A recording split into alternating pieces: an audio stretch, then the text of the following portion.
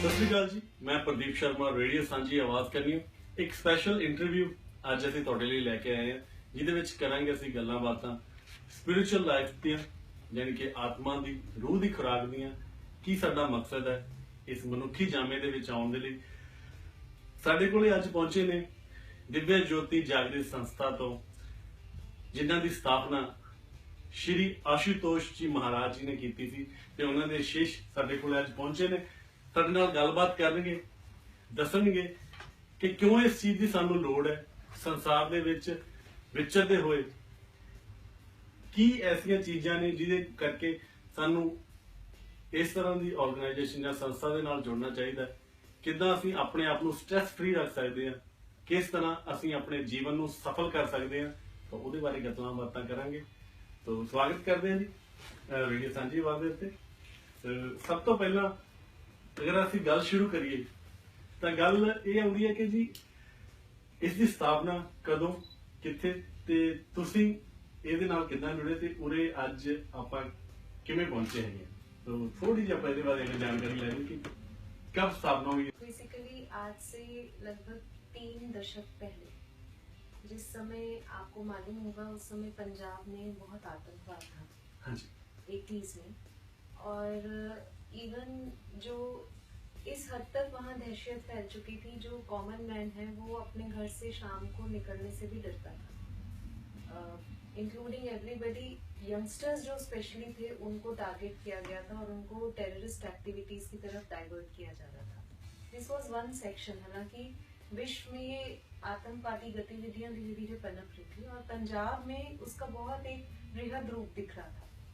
तो उस टाइम पर बहुत से ऐसे जो समाज के लिए कार्य करने वाले लोग थे, समाज सेवी या कार्यकर्ता, वो लोग इतनी हिम्मत नहीं जुटा पाए कि ऐसे माहौल में वो सोसाइटी के बीच में आ सके और एक चेंज की शुरुआत कर सके। तब सर श्री आशुतोष महाराज जी ने ऐसे, जहाँ मानवता दम तोड़ रही थी, जहाँ पर हर जगह हाहाकार, रो रहे थे लोग, चीख रहे थे, शांति का सबको, शांति के नाम पर कुछ भी नहीं बचा था, वहां पर महाराज जी ने ऐसे परिवेश में महाराज जी ने समाज में कदम रखा, लोगों के बीच में उतर गए। और क्योंकि जो महापुरुष होते हैं वो समाज में एक क्रांति छेड़ने के लिए आते हैं, तो जब महाराज जी ने कदम रखा तो महाराज जी बेखौफ निडर होकर महाराज जी ने जन जन को संदेश दिया कि आप अपने मूल से जब जुड़ेंगे तो आपको सच्ची शांति की प्राप्ति होगी, और उसके बाद ही आप अपने समाज में भी शांति की स्थापना कर पाएंगे। और ये सिर्फ बातों में नहीं महाराज जी ने संदेश दिया, क्योंकि बातें तो, अगर आपको भूख लगी है और मैं आपको अच्छी अच्छी बातें दे दूं और भोजन ना दूं तो it will make no difference, right. इसी तरह उस समय समाज की नीड थी कि उसको शब्द ना परोसे जाए, उसको कोई सच में कोई ऐसा जरिया, कोई ऐसा रास्ता दिखाया जाए जिस पर प्रैक्टिकली चला जाए और वो चेंज लाए। तो महाराज जी ने उस समय जन जन के भीतर आत्म जागृति की अलख जगाई। महाराज जी ने उनको ब्रह्म ज्ञान दिया, जिसके बारे में हम अभी चर्चा करेंगे कि क्या है ये ब्रह्म ज्ञान। और इस ब्रह्म ज्ञान से जब इंसान ने अपने तत्व को, अपने मूल को जाना, तो उसको पता चला कि मैं जिस ये फन, एंजॉयमेंट, प्लेजर या एक अपनी सेटिस्फैक्शन के लिए जो मैं बाहर भाग रहा हूँ और इतनी तबाही मचा रहा हूँ, उसका मतलब उसका जो असली सोर्स है, जो शांति का, वो मेरे अंदर ही है। And when he got connected with it, तो उसके बाद धीरे धीरे आप देखिए कितनी सही ये हायरार्की चलती गई। इंसान बदला, इंसान से उसके परिवार में बदलाव आया, परिवार से समाज में बदलाव आया, समाज से पूरे देश में बदलाव आया, और धीरे धीरे आज हम विश्व शांति की ओर बढ़ रहे हैं। और यही हमारे मिशन का, यानी दिव्य ज्योति जागृति संस्थान की बेसिक जो आइडियोलॉजी है कि to bring change in every individual through Brahm Gyan, और यही हमारा विजन है, from self awakening to global piece.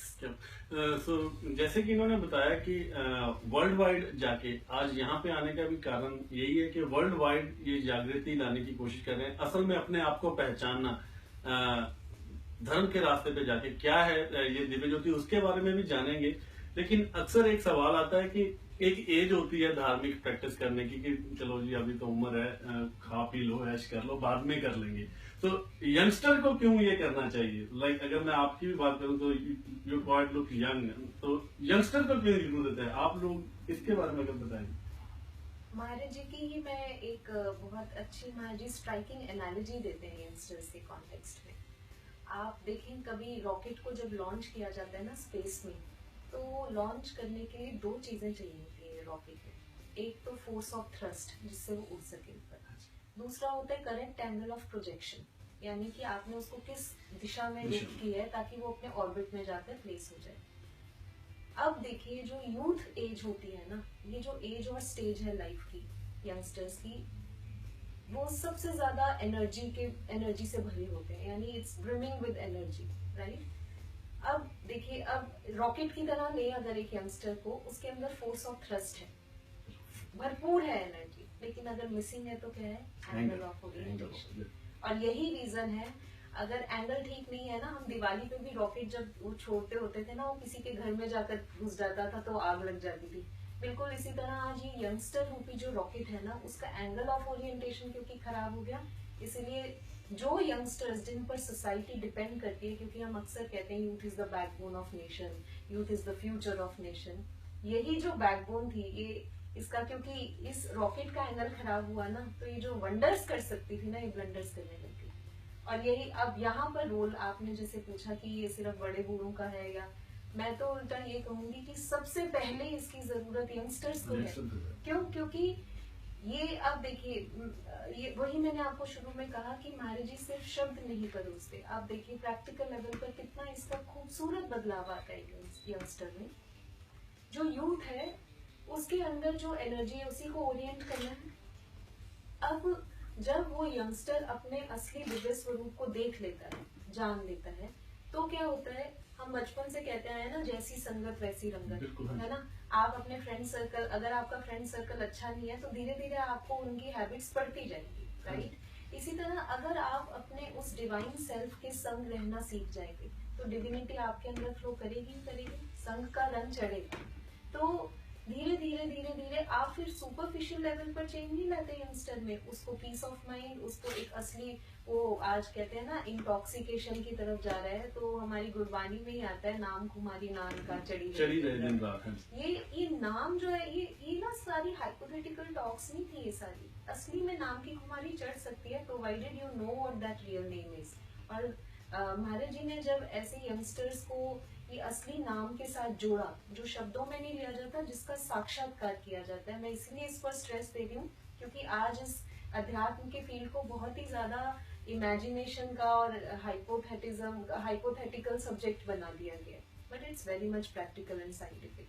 तो जब वही यंगस्टर अपने अंदर इस सेल्फ को देखता है तो धीरे धीरे उस पर जब रंग चढ़ता है, इन द सेंस अगर हम एनालिटिकल टर्म्स में बोलें तो उसका एंगल ऑफ ओरिएंटेशन अपने आप ठीक होने लगता है। और फिर वही यंगस्टर जो आज एक डिस्ट्रक्शन का रीजन बन चुका है, आप देखिए टेररिस्ट ग्रुप्स में ज्यादातर आपको केमिकल इंजीनियर्स और ये सब रिक्रूटेड मिलेंगे, लेकिन वही यंगस्टर पे कंस्ट्रक्टिव यूनिट बनता है समाज की। और आज मैं बहुत प्राउड के साथ ये बात आपके सामने कहना चाहूंगी कि आज दिव्य ज्योति जागृति संस्थान के माध्यम से महाराज जी ने पूरे विश्व में इतने सारे यंगस्टर्स को बदला है। और आप आकर कभी मिले हमारे यूथ से जुड़े संस्थान से जुड़े यंगस्टर्स को, you will find a Galaxy of youth जो आज समाज के लिए भी, पहले तो खुद ही अपने लिए काम नहीं करते होते थे और खुद ही इन सब चीजों में इंडल्ज थे, आज वो खुद भी बदले हैं और आज समाज के लिए इतनी सुंदर भूमिका निभा रहे हैं that yes today society can say that it's an asset for us.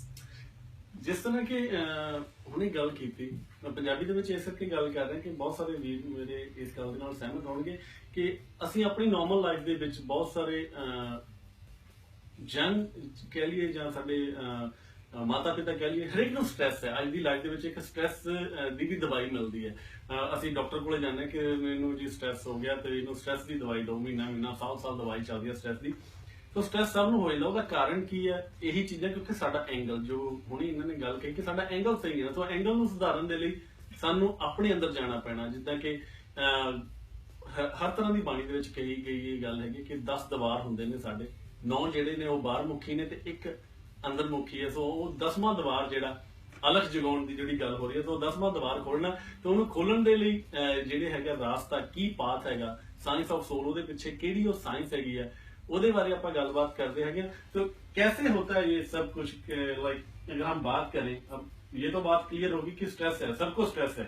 आप नॉर्मल लाइफ में देखो, यहाँ पे मुझे लगता है कि हर घर में एक पर्सन तो ऐसा होगा जिसको स्ट्रेस है, तो उसकी जरूरत है। और बाहर जब आप क्लब्स में जाते हैं लोग अपना स्ट्रेस दूर करने के लिए, कोई कुछ कर रहा है, कोई सिगरेट पी रहा है, ये कर रहा है, तो ये खुमारी चढ़ानी दी गल हो रही है भी वो कोई नशे दी चढ़ाते हैं। सो नानक नाम की अगर चढ़ानी है या उस परमात्मा की चढ़ानी हैगी है, तो ਉਹਦੇ ਲਈ किस तरह ये पाथ किस तरह वर्क करता, ਉਹਦੇ ਬਾਰੇ ਆਪਾਂ ਗੱਲ करेंगे। ये इस चीज को ना लोग असंभव समझते हैं, पर ये बिल्कुल संभव है।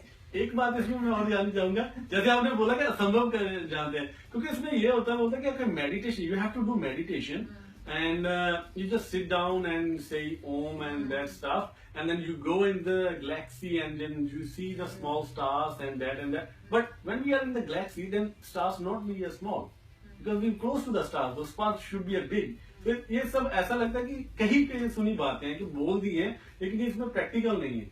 तो एक्चुअल में क्या बात है वो? देखिए, बात ये है कि अगर आपको एक ट्रू मास्टर मिल जाए, एक स्पिरिचुअल मास्टर मिल जाए जो आपको आपके भीतर ही दिखा दे, तो ये बिल्कुल भी मुश्किल नहीं है। आज आप देखिए, जो आपने बात कही कि ऐसे कर लें, ऐसे कर लें, हाँ। मेडिटेशन कर लें, आज आप मेलबर्न में ही नहीं, पूरे वर्ल्ड में आप एक स्टैटिस्टिक्स निकालेंगे ना, तो ऐसे लगता है कि जितना स्ट्रेस है लोगों को, उतनी ही ज्यादा एक आउटलेट्स बन गए हैं। ये मेडिटेशन, कोई बोलता है वॉकिंग मेडिटेशन, कोई कहता है डांसिंग मेडिटेशन, कोई कहता है जस्ट सिट, कोई कहता है बाहर बल्ब पे आप ध्यान लगा लीजिए।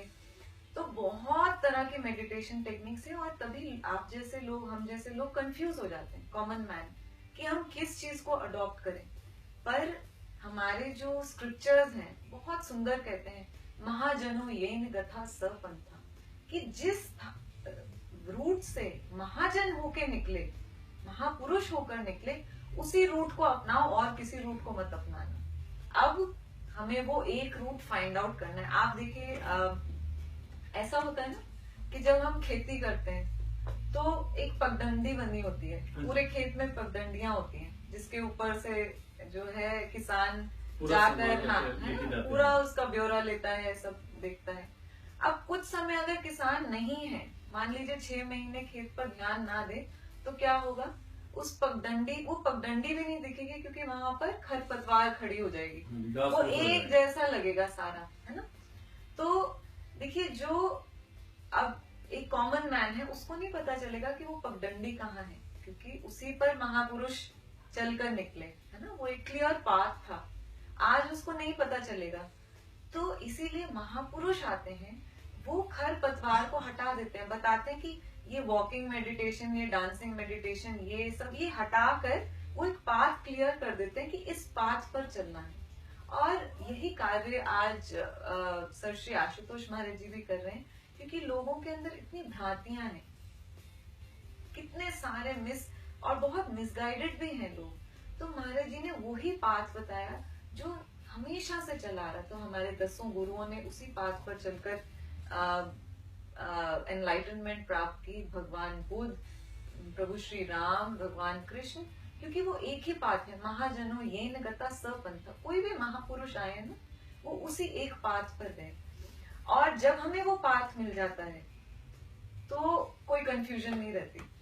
और वो पाथ क्या है? अपने अंदर, जैसे आपने बोला 10वां द्वार है ना, उसी 10वें द्वार को खोलने की, क्योंकि हमारी वाणी में भी लिखा है कि हरमंदर ए शरीर है जिस अंदर सच्ची दीवच ज्योत। अंदर की बात की, हर बार अंदर की बात की।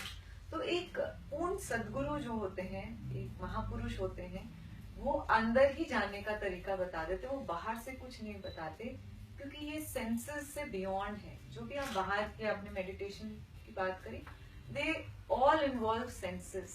जैसे हम मंदिर में भी आरती करते हैं ना, कहते हैं तुम हो एक अगोचर सबके प्राणपति किस विध मिलो गोसाई। मतलब तुम हो एक, जो हमारी वाणी भी कहती है, अव्वल अल्लाह नूर उपाया, कुदरत के सब बंदे हैं, एक नूर पे सब जग उपजे। तो एक की बात की, चाहे हम कोई भी ग्रंथ उठा लें, तो महापुरुष उस एक रास्ते को बता देते हैं। और जैसे आरती में हम करते हैं कि सबके प्राणों के पति हो, है ना, हम सबके बीच में है, वो हमारे अंदर है, वो किस विध मिलो गोसाई, वो मुझे विधि बता दे ना। हम आरती में ये प्रार्थना करते हैं ईश्वर से कि मुझे वो विधि बता दो, और वो ही विधि महापुरुष बता देते हैं, फिर ये कंफ्यूजन बिल्कुल भी नहीं रहती। जैसे अभी हमने बात की कि सब ग्रंथ में यही बात लिखी हुई है, बहुत से ग्रंथ हैं, बहुत से महर्षि हुए, सबने यही बात है। और वैसे ये बात क्लियर है कि कहते हैं कि गुरु बिना गति नहीं। तो एक गुरु चाहिए होता है जो हमको गाइडलाइन दे। अगर हम बचपन से देखें, जैसे कि आपने बताया कि पगडंडी वाली बात, तो गुरु घर से ही स्टार्ट होते हैं। पहले हमारी माँ होती है, उसके बाद में बाहर जाते हैं, टीचर्स होते हैं, कुछ हमें ऐसे शख्स मिलते हैं जिंदगी में जो हमें और भी अच्छे रास्ते बताते हैं। तो स्पिरिचुअल लाइफ की बात आती है तो बुक्स भी हैं, तो उनमें भी वही बात लिखी हुई है। तो गुरु की जरूरत क्यों महसूस होती है कि एक वहां से पढ़ के भी तो कर सकते हैं? एक गुरु धारणा ये जरूरी होता है कि किसी की बात कहीं हम सुने? जैसे कि गुरु ग्रंथ साहब जी में भी लिखा हुआ है कि गुरु मानव ग्रंथ, तो गुरु तो मानना है, लेकिन लाइक वो देहधारी गुरु होना चाहिए, ये जरूरी होता है? गुरु ग्रंथ साहब में ये भी तो लिखा है, सुखमनी साहब जी में ये भी तो लिखा है कि 4 पदार्थ जे कोई मांगे साध जना की सेवा लागे, कि साधु की सेवा करके वो 4 पदार्थ मिलेंगे। हाँ जी। ये गुरु वाणी है, हमारी वाणी है। और गुरु ग्रंथ साहब में तो जो आप नाम ही देखिए, गुरु ग्रंथ साहिब, गुरु की महिमा गाई, गुरु की महिमा, सारे ग्रंथ साहब में गुरु की ही महिमा गाई है ना। तो पढ़ना तो बहुत जरूरी है ना। पढ़ने से हमें किसी चीज की नॉलेज आती है। आप देखिए कि मैं ड्राइविंग सीखना चाहूँ अगर, तो मुझे थोड़ा सा थ्योरी पता होना चाहिए, कहाँ क्लच है, कहाँ ब्रेक है, कहाँ गियर्स कैसे करना है। ऐसा नहीं है कि मैं गाड़ी में बैठते ही कुछ भी करने लग जाऊंगी। I need to know the theory, है ना, उसकी एक अहमियत है। और बट मैं वहां तक तो नहीं रुक जाती, देन मैं प्रैक्टिकल नहीं करूंगी तो मुझे गाड़ी चलाने कैसे आएगी? सेम चीज आप किसी भी चीज से ले लीजिए, स्विमिंग है, उसका आप थियोरेटिकली आप जान सकते हैं कि बॉयंसी होती है वाटर में, और क्या क्या स्ट्रोक्स होते हैं, है ना। 4 तरह के स्ट्रोक्स हैं, 5 तरह के स्ट्रोक्स हैं, हम बच्चों को सिखाते हैं, है ना। पर और बाहर भी एक्शन करके दिखाते हैं, पूल से बाहर, कि ऐसे करना ऐसे करना, पर एक्चुअली तो हमें पानी के अंदर कूदना पड़ेगा ना। या कोई भी चीज ले ली, हर चीज में हमें प्रैक्टिकल। आप देखिए कि केमिस्ट्री की बुक है, पहले थ्योरी है ना, और उसके बाद वो ही टीचर जो थ्योरी बताती है, वो ही एक्सपेरिमेंट लैब में जाके करके बताती हैं कि ये देखिए जो हमने पढ़ा क्लास में, तभी हम थ्योरी जब केमिस्ट्री का जो कुछ लिखते हैं ना, अपनी एक्सपेरिमेंट लिखते हैं, तो हम बाद में लिख देते हैं हेंस प्रूव्ड। पर यही चीज क्या हमारे साथ हुई when it comes to spirituality? हमने थ्योरी तो पढ़ ली, गुरु ग्रंथ साहिब जी पढ़ लिया, हमने रामचरितमानस पढ़ ली, हमने अनेक ग्रंथ और पढ़ लिए, पर हमारी लाइफ में वो हेंस प्रूव वाली स्टेटमेंट नहीं आई आज तक, है ना। तो यही स्टेटमेंट जो है, आपने गुरु की बात करी, गुरु इसी चीज को हमारे अंदर प्रैक्टिकल करा देते हैं। तो मास्टर जो होते हैं, कि जैसे आपने बात की कि पगडंडी, कहते हैं कि रास्ता बनाना मुश्किल होता है, तो वो ऑलरेडी जहाँ से गुजर चुके हैं, तो वो आपको बता सकते हैं कि भाई ये पाथ है, यहाँ से निकलो, this is the way and you should follow this way. नहीं, बिल्कुल नहीं, मैं आपकी इस बात से सहमत हूँ बिल्कुल, कि पाथ जो एक गुरु जो हमें क्लियर कर देते हैं कि रास्ता एक्चुअल में जा कहाँ रहा है। और दूसरी बात, एक सरसरी सी बात होती है कि अगर आपने जाना है, इंडिया में बोलते थे कि अगर आपने बाहर जाना है तो रिक्शे वाले से क्यों पूछ रहे हो भाई, पायलट लेके जाएगा ना, उसको पता है कैसे जाना है समंदर के ऊपर से। तो गुरु की जो जरूरत है उसके बारे में बात की। और जैसे कि बात हुई कि पहले संस्था के साथ जुड़ के बहुत से ऐसे लोग भी रहे हैं जिन्होंने इस बात को प्रूव किया, अपने आप को सुधारा। अभी समाज सुधारने की बात हो रही है, तो अगर हम जेल की बात कर रहे हैं, तो जेल के अंदर जाके भी लोगों को सुधारा जा रहा है, उनको एक्चुअल में ज्ञान दिया जा रहा है कि क्यों वो आपने गलत रास्ता चुना। तो क्या कौन से आपके इस वक्त प्रोजेक्ट्स जो चल रहे हैं उनके बारे में आप अगर बताएं तो? जैसे आपने जेल की बात की, तो आज दिव्य ज्योति जागृति संस्थान काफी सारी जेल, और सबसे पहले तो मैं मेंशन करूंगी जो एशिया की सबसे बड़ी जेल है, तिहाड़ जेल, आपने नाम भी सुना होगा। हाँ जी। उसके वहां से हमने ये शुरुआत की और इतने ट्रिमेंडस रिजल्ट्स मिले, क्योंकि कैदियों को भी हमने सिर्फ, आप देखिए कैदी क्यों बना है कैदी ना, क्यों ऐसा क्या कर दिया उसने कि वो जेल की सलाखों के पीछे पहुंच गया। सिंपल सी बात है, उसका अपने मन पर वश नहीं रहा, है ना। कहते हैं कि mind is a good servant but bad master, और उन्होंने अपने माइंड को सर्वेंट बनाने की जगह, यानी उस पर कंट्रोल रखने की जगह उसको अपने ऊपर कंट्रोल रखवा दिया। और यही रीजन था कि लाइफ में कुछ ऐसा आया जहां पर वो सही डिसीजन नहीं ले पाए और कुछ इतना डेवस्टेटिंग कर गए कि वो लॉज को ब्रेक कर गया और अल्टीमेटली उनको जेल के पीछे डाल देना पड़ा। अब यहाँ पर जब ये बेसिक रीजन था, एक या रीजन है कि कब एक व्यक्ति क्रिमिनल में बदल जाता है, राइट, क्योंकि उसका अपने मन पर वश नहीं रहता, मन आउट ऑफ कंट्रोल हो जाता है। यहीं पर आकर इस ज्ञान ने चेंज किया। हम लोग जेल की प्रेमिसेस में गए, क्योंकि मुझे आज भी याद है, एक दिन महाराज जी अपने प्रचारकों के साथ बैठे थे, तो महाराज जी ने उनको कहा कि क्या हम जेल में नहीं ये संदेश लेकर जा सकते।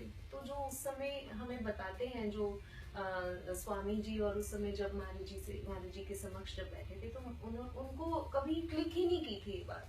आप देखें महापुरुषों की, क्योंकि वो दीन बंधु होते हैं ना, दयालु होते हैं, उनकी हालांकि उन्होंने जुर्म किया है, लेकिन महापुरुष उनके कल्याण के लिए भी सोचते हैं। तो क्योंकि वो तो जेल की सलाखों के बाहर नहीं आ सकते, कैद हो चुके हैं, इसीलिए महाराज जी ने कहा हम उन तक पहुंचेंगे। और फिर महाराज जी ने प्रचारकों की टीम भेजी।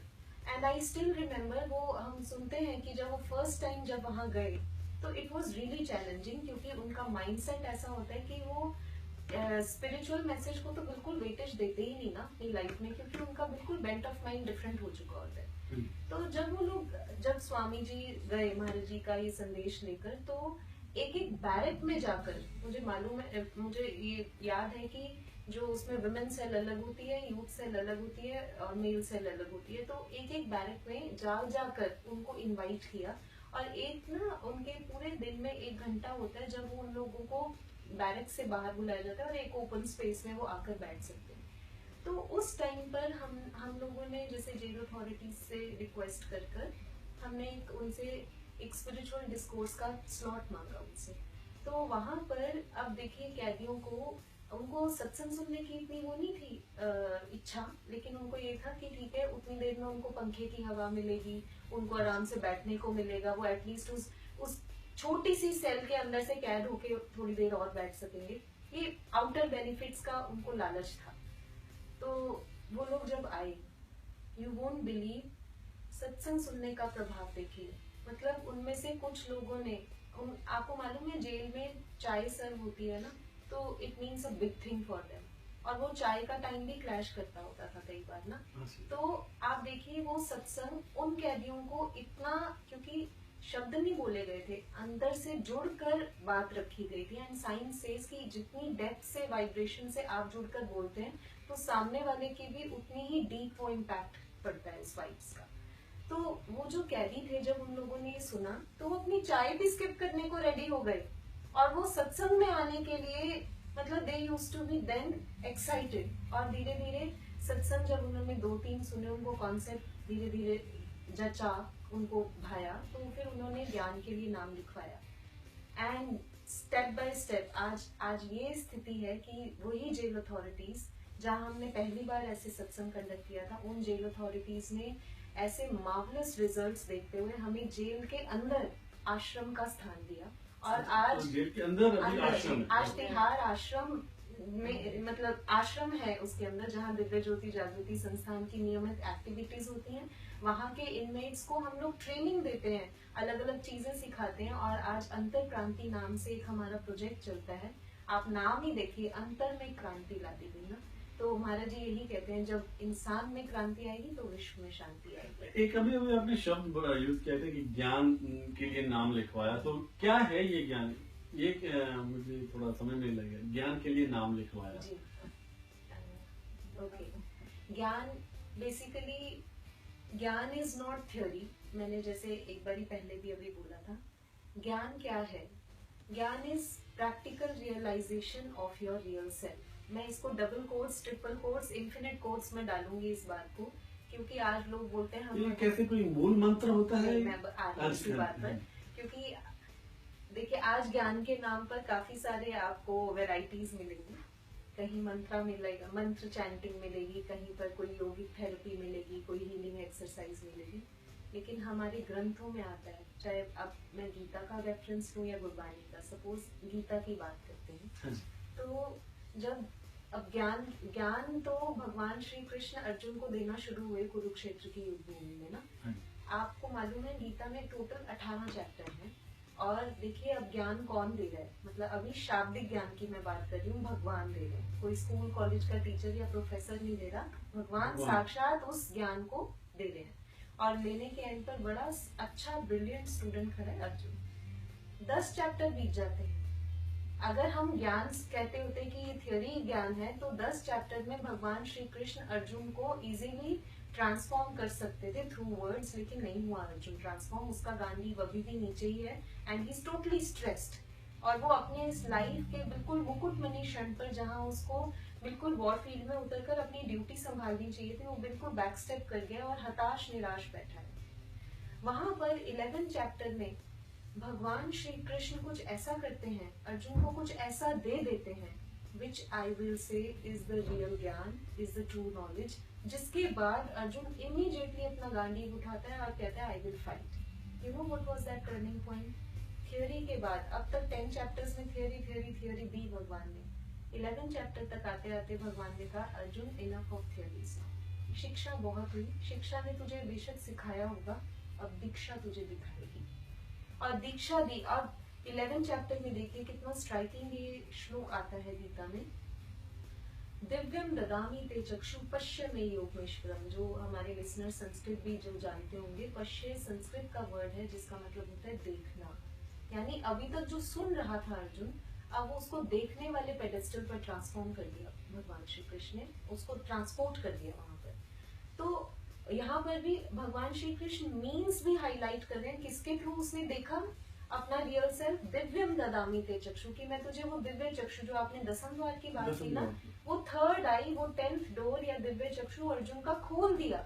और आप पढ़िएगा गीता में आता है कि अर्जुन के ये 2 नेत्र बंद है और ये नेत्र जब खोल दिया भगवान श्री कृष्ण ने, तो भगवान श्री कृष्ण अर्जुन से पूछते हैं क्या देखते हो, तो अर्जुन का इमीडिएट रिप्लाई आता है, कोई कंफ्यूजन या इफ एंड बट्स नहीं है। अर्जुन इमीडिएटली बोलता है दिव्य सूर्य सहस्त्र से, कि आप हजारों सूर्य भी आकाश में उदय हो जाए ना माधव, तो उससे भी ज्यादा तेज और दिव्य प्रकाश में अपने अंदर देख रहा हूँ। और ये था ट्रांसफॉर्मेशन, क्योंकि अभी तक जो सुना था ना वो देख लिया, ये था ज्ञान, जिसके बारे में गुरबानी कहती है सब में जोत जोत है सोई, तिस दे चानन सब में चानन हुई। And what's the next line, गुर साखी जोत प्रकट हुई। ये जब प्रकट हो जाती है ना जो चीज, देखिए पानी इस धरती में भी है जहां हम बैठे हैं, पानी इस एटमॉस्फेयर में भी है वेपर्स के रूप में, और पानी ऊपर भी है क्लाउड्स के रूप में। Now suppose if you are thirsty, ना आप इमीडिएटली धरती में से खोद कर पानी निकाल सकते, ना हम हवा में मुंह खोलकर बैठ जाएं तो इससे वेपर से हमारी प्यास बुझेगी। तो हमें क्या करना पड़ेगा, हमें एक प्रकट सोर्स के पास जाना पड़ेगा, whether it is a tap और अ पॉन्ड और अ लेक, जहाँ पानी प्रकट रूप में है, वही हमारी प्यास बुझा सकता है ना।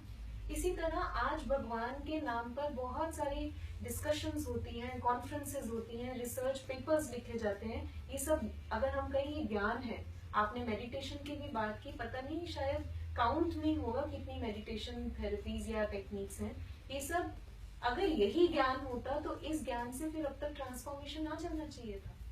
लेकिन अर्जुन में जब वो ट्रांसफॉर्मेशन कैसे आया, भगवान ने एक्चुअली इसीलिए, नहीं तो भगवान इतने सर्वसमर्थ हैं कि वो गीता की पहली कोट के पहले स्टेटमेंट के पहले वर्ड में अर्जुन में चेंज ला सकते थे। लेकिन उन्होंने मानव समाज के आगे ये प्रत्यक्ष रखना चाहा था कि शब्दों से आप कभी भी किसी को बदल नहीं सकते, आपको उसके अंदर उसकी जागृति देनी पड़ेगी, ज्ञान को सच में एक प्रयोगात्मक स्तर पर लाना पड़ेगा, प्रैक्टिकल लाना पड़ेगा। और यही है ब्रह्म ज्ञान, ब्रह्म को जान लेना। अगर मैं वर्ड्स को भी लिटरली टर्म्स में आपके सामने रखूं, ब्रह्म ज्ञान, ज्ञान मतलब जानना, किसको जानना, ब्रह्म को। यानी ये ज्ञान जो है, ये सारी, जैसे अभी बात भी हुई, ये सारे सेंसेस से बाहर है, सेंसेस के परे है। तभी आप देखिए इस स्थान के नीचे हैं जितने भी सेंसेस हैं, और ये स्थान बहुत दिव्य पवित्र माना जाता है, क्योंकि यहाँ पर वो दिव्य दृष्टि है जिसको महापुरुष खोलते हैं, और तब असली में कहते हैं सोझी हो जाती है ना। ਸੋਝੀ ਹੋ ਜਾਂਦੀ ਹੈ ਤੇ ਮਿਲ ਕੇ ਗਿਆਨ ਜਿਹੜਾ ਆ ਜਾਂਦਾ ਤੇ ਤੁਹਾਡਾ ਸਮਝ ਆ ਜਾਂਦੀ ਹੈ ਕਿ ਇਨਸਾਨ ਨੂੰ ਕਿ ਅਸਲ ਦੇ ਵਿੱਚ ਅਸੀਂ ਕਰਨ ਕੀ ਆਏ ਆ, ਸਾਡਾ ਮਕਸਦ ਕੀ ਹੈ। ਸੋ ਇਹਦੇ ਲਈ ਹੁਣ ਗੱਲ ਹੋ ਗਈ ਕਿ ਜੇਲ੍ਹ ਦੇ ਵਿੱਚ ਹੈਗਾ, ਤੁਸੀਂ ਉਹਦੇ ਆਏ ਹੋ ਤਾਂ ਹੁਣ ਬੇਸਿਕਲੀ ਇੱਥੇ ਜਿਹੜਾ ਗਿਆਨ ਉਹ ਕਿਸ ਤਰ੍ਹਾਂ, ਅਗਰ ਨਾਰਮਲ ਇਨਸਾਨ ਫੋਰ ਐਗਜ਼ਾਮਪਲ ਮੈਂ ਕਹਿਣਾ ਹੈਗਾ ਜਾਂ ਸਾਡੇ ਹੋਰ ਯੂਥ ਹੈਗੇ ਤਾਂ ਜਿਨ੍ਹਾਂ ਨੂੰ ਸਟ੍ਰੈਸ ਹੈ ਜਾਂ ਜੋ ਇਸ ਗਿਆਨ ਨੂੰ ਪਾਉਣਾ ਚਾਹੁੰਦੇ ਨੇ, ਉਹਨਾਂ ਨੂੰ ਉਹਦੇ ਕਿਸ ਤਰ੍ਹਾਂ ਜੁੜ ਸਕਦੇ ਨੇ, ਕਿੱਦਾਂ ਉੱਥੇ ਤੱਕ ਪਹੁੰਚ ਸਕਦੇ ਨੇ, ਉਹਨਾਂ ਦੇ ਲਈ ਤੁਸੀਂ की लेके आए, क्या लेके आए हो आप उनके लिए? देखिए हम तो आए ही इसलिए हैं, हमें बुलाया ही इसलिए गया है कि यहाँ के यूथ, यहाँ के लोग जो जिज्ञासु हैं वो इस ज्ञान को प्राप्त करें। तो बेसिकली हम आपको अपनी ऑर्गेनाइजेशन का वो बता देते हैं कि किस तरह आप ज्ञान ले सकते हैं। आप कुछ सत्संग सुन सकते हैं, आप इस कॉन्सेप्ट को समझ सकते हैं। जैसे हमने अभी थ्योरी प्रैक्टिकल की बात करी, तो हम पहले ऐसे ही नहीं किसी को ज्ञान दे देते, या गुरु महाराज जी की कृपा से जो मिलता है, नहीं ऐसा कोई टेस्ट भी नहीं है। हम चाहते हैं कि लोग हम तक आए और पहले इस बात को समझें, पहले उनके कॉन्सेप्ट्स क्लियर हो जाएं, क्योंकि हम बहुत कुछ पढ़ते हैं, हमारा बहुत एक्सपोजर है, अदरवाइज भी हम बहुत कुछ करते भी होंगे, तो हम उनको सबसे पहले ये समझाते हैं कि ये देखने का विषय है, और सब धार्मिक ग्रंथों के हिसाब से, जैसे अभी भी आपने सुना। और एक बार जब कोई कन्विंस हो जाता है, उसको लगता है कि हाँ सही लिखा है, क्योंकि ऐसी कोई भी बात हम नहीं करते जो ग्रंथों से बाहर हो। क्योंकि आप देखिए कि जैसे एक माँ है, वो बच्चे को बताती है कि तुम्हारा पिता कौन है ना, माँ स्टैंप लगाती कि ये फादर है।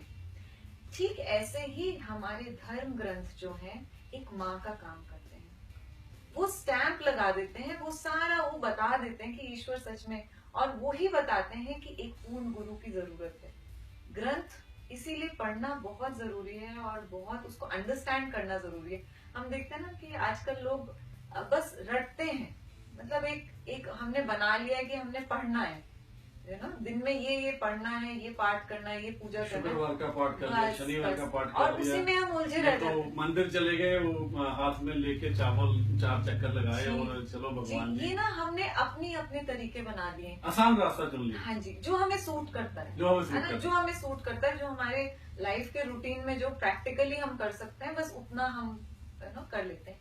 और आप देखिए कि लोग 95% से भी ज्यादा, मैं कहूंगी, आई मीन 95 भी कम बोल रही हूँ मैं, ज्यादातर लोग पूजा भक्ति अर्चना क्यों करते हैं?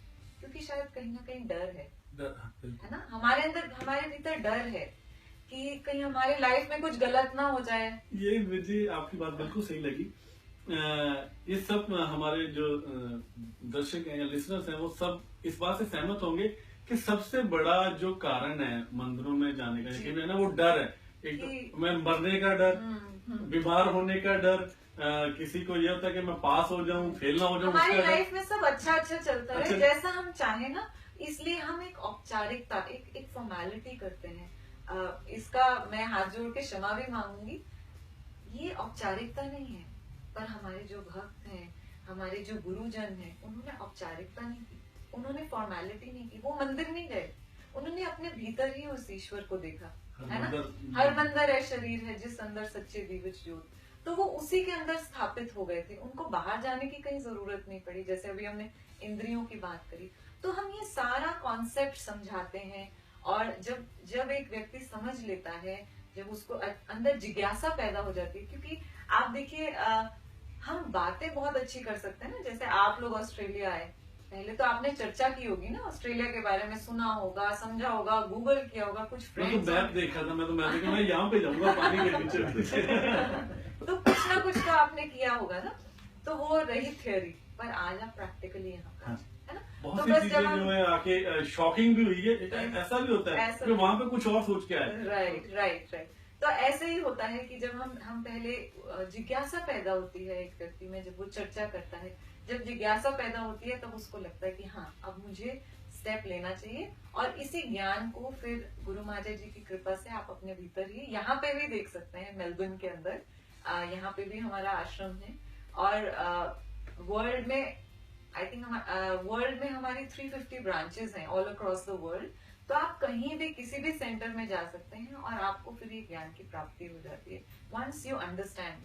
तो बात ये होगी कि सत्संग पहले जाइए, देखिए वहां पे क्या होता है, क्योंकि मैं इस बात को इस तरफ लूंगा क्योंकि थोड़ी सी बातें जो जितनी मुझे नॉलेज है कि नेगेटिव और पॉजिटिव वेव्स होती हैं जो इस ब्रह्मांड में सब कुछ ऐसे चलता है, नेगेटिव होता है पॉजिटिव होता है। तो आप सत्संग में जाते हो तो पॉजिटिव इन्वायरमेंट मिलता है, तो वो पॉजिटिविटी आपके अंदर पॉजिटिविटी लाएगी। जब आपके अंदर पॉजिटिविटी आ गई then you are ready to be एक आधार बन जाता है, एक आधार हम दे देते हैं और उसके लिए आप तैयार हो सकते हो।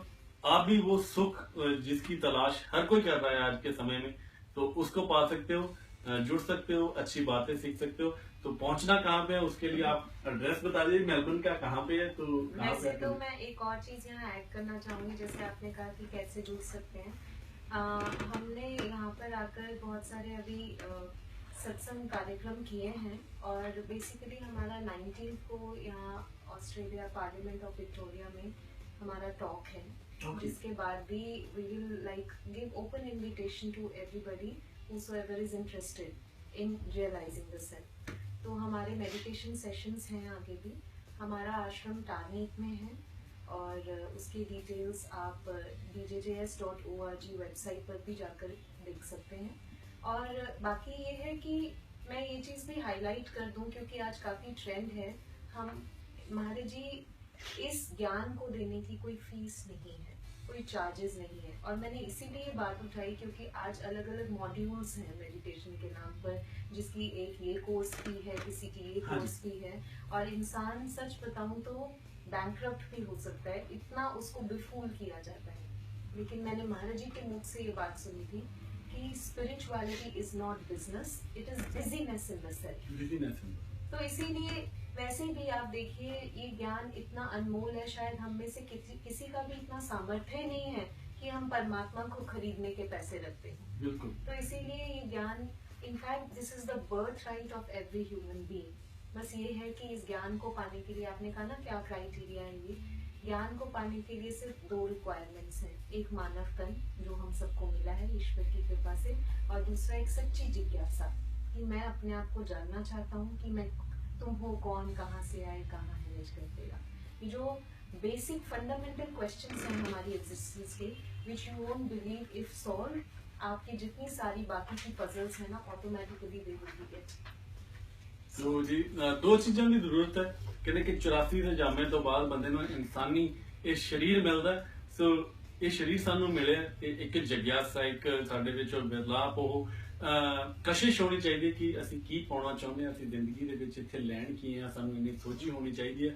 ਸੋ ਦੋਨੇ ਚੀਜ਼ਾਂ ਸਾਨੂੰ ਇਸੇ ਮਨੁੱਖੀ ਜਾਮੇ ਦੇ ਵਿੱਚ ਮਿਲਦੀਆਂ ਨੇ ਤੇ ਉਹ ਅਸੀਂ ਪਾ ਸਕਦੇ ਹੈਗੇ, ਆਪਣੇ ਆਪ ਨੂੰ ਜਾਣ ਸਕਦੇ ਹੈਗੇ ਆ ਤੇ ਇਹਨਾਂ ਦੇ ਨਾਲ ਜੁੜ ਸਕਦੇ ਹੈਗੇ ਆ, ਉਸ ਗਿਆਨ ਦੀ ਪ੍ਰਾਪਤੀ ਕਰ ਸਕਦੇ ਹੈਗੇ ਆ। ਸੋ ਅਗਰ ਤੁਸੀਂ ਜਾਣਨਾ ਚਾਹੁੰਦੇ ਹੋ ਆਪਣੇ ਬਾਰੇ ਤਾਂ ਟਾਰਨੇਟ ਦੇ ਵਿੱਚ ਇਹਨਾਂ ਦਾ ਜਿਹੜਾ ਫੁੱਲ ਡਿਟੇਲ ਜਿਹੜੀ ਹੈਗੀ ਇਸ ਵੀਡੀਓ ਦੇ ਨਾਲ अटैच्ड में लिंक तुम उसको फॉलो कर सकते हैं। और जाते हुए कोई संदेश जो आप देना चाहें? हम तो यही संदेश देना चाहेंगे कि हर एक व्यक्ति, हर एक मनुष्य अपने मूल से जुड़ जाए। हमारा तो यही उद्देश्य है, क्योंकि आप देखिए एक मछली को भी मूल से निकाल दिया जाए, जो आधार है उसका, जो पानी है, तो वो तड़पती है। ये सारी चीजों की जो स्ट्रेस, टेंशन, डिप्रेशन, वॉर जो हो रही है, ये सब इसीलिए क्योंकि हम उस नूर से, उस मूल से हम जुड़े हुए नहीं है। अभी हमने कितनी बात करी कि हम कैसे जुड़ सकते हैं, एक और मैं ऐड करना चाहूंगी। हमारा फोन के ऊपर एक ऐप है जिसका नाम है DJJS।